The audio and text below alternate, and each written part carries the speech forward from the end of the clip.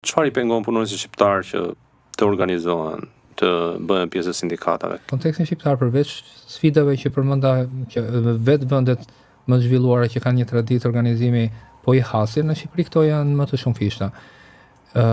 E para sepse shumë të drejta tashmë garantohen me ligj pa pasur nevojë në ndërmjetësimit të sindikatave. Pra, shumë kompani kanë rritur standardin edhe I ofrojnë ato, dhe ky është rasti pse në Shtetet Bashkuara nuk pati lëvizje sindikale dhe pse nuk pati parti mase, sepse në momentin në shekullin 19, në momentin kur Evropa kishte probleme me marrëdhëniet e punës edhe me të drejtat, Amerika ishte nga që kishte nevojë për mbasi domos masë civile dhe kishte nevojë për krah pune dhe kishte nevojë për njerëz të kualifikuar, kushtet e pagesës ishin shumë mirë dhe nuk kishte nevojë për një ndërmjetës. Dhe kjo bëri që në atë momentin e caktuar historik të mos lindte nevoja. Sindikatat në Shtetet Bashkuara janë krijuar kryesisht vonë, mbas viteve 30, më tepër Mas lidhjes problemeve.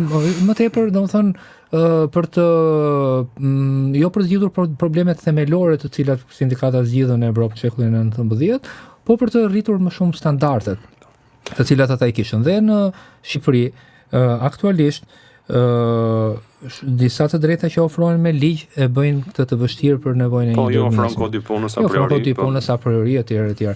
Tjetra është që tregu punës në Shqipëri është shumë dinamik. Domethënë tash kemi ardhen e punëtorëve të huaj, që cilët mund mos ta kenë këtë kulturë dhe një pjesë e mirë e tyre mund të mos ta shohin sindikatën si zgjidhje ose kanë probleme të caktuara ose nuk e njohin fare kodin e punës. Nuk e njohin kodin e punës. Shumë shqiptarë punojnë në vende të huaja, pra ekziston pjesa e trendi i emigrimit që njerëzit thonë përkohësisht jemi këtu dhe e fundit, po jo nga rëndësia, është modeli që në këto vite nuk është se është krijuar në një model ku njerëzit të kenë parë që përmes organizimit sindikal kanë ndodhur ndryshime të rëndësishme shoqërore, po edhe në marrëdhëniet e punës.